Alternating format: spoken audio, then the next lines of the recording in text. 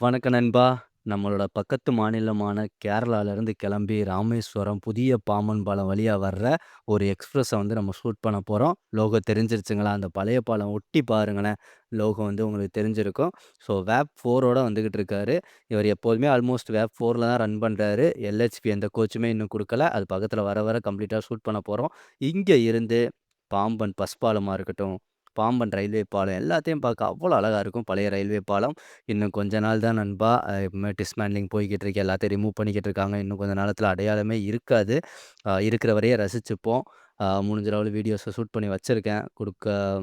குடுக்கணும் அப்படின்னு சொல்றதுக்காக அத எடுத்த பிறகும்.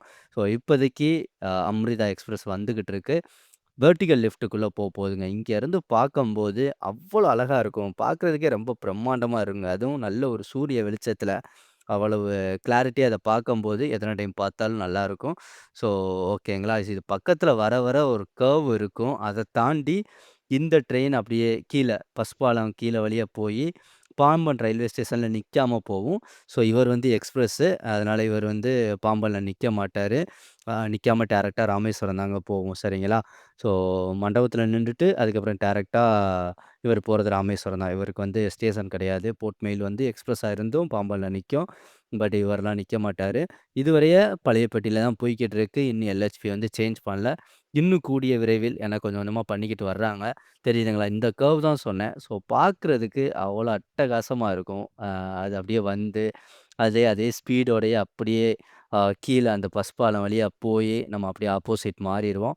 அது வெளியில வர்ற காட்சி பார்க்கும்போது, எத்தன டைம் பார்த்தாலும் நல்லா இருக்குங்க. சரிங்களா? நீங்க எந்தெந்த ஊர்ல இருந்தோ பார்ப்பீங்க.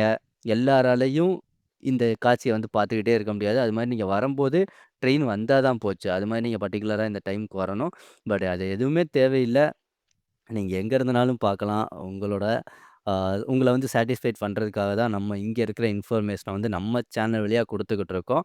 ஸோ இந்த காட்சியுமே கண்டிப்பா உங்களுக்கு புடிச்சிருக்கும்னு நெனைக்கிறேன். ஓகேங்களா? இந்த கர்வ், இந்த பெட்டி மூவ் ஆகி போறது எல்லாமே நல்லாயிருக்கும். நம்ம ஷூட் பண்றது பாம்பன் பஸ் பாலம் இருக்குல்ல, அது மேல இருந்து தான் கீழ போற அந்த காட்சி எல்லாத்தையுமே ஷூட் பண்ணோம். ஸோ நான் ஆல்ரெடியே சொல்லியிருந்தேன். இவர் எக்ஸ்பிரஸ்ஸு. அதனால பாம்பன்ல ஸ்டேஷன் கிடையாது. அதனால தான் ஆல்மோஸ்ட் பாம்பன் ஸ்டேஷன கடந்தும் அப்படியே நிக்காம போய்க்கிட்டு இருக்கு. அதையுமே நான் உங்களுக்கு காட்டுறேன். தெரியுதுங்களா? ஸோ ஆல்மோஸ்ட் ஃபுல் ட்ரெயினுமே பாம்பன் ரயில்வே ஸ்டேஷன கிராஸ் ஆகி அப்படியே ஸ்லோவா போய்க்கிட்டு இருக்கு. ஸோ இந்த வீடியோ நீங்க ஃபுல்லா பார்த்துருப்பீங்க.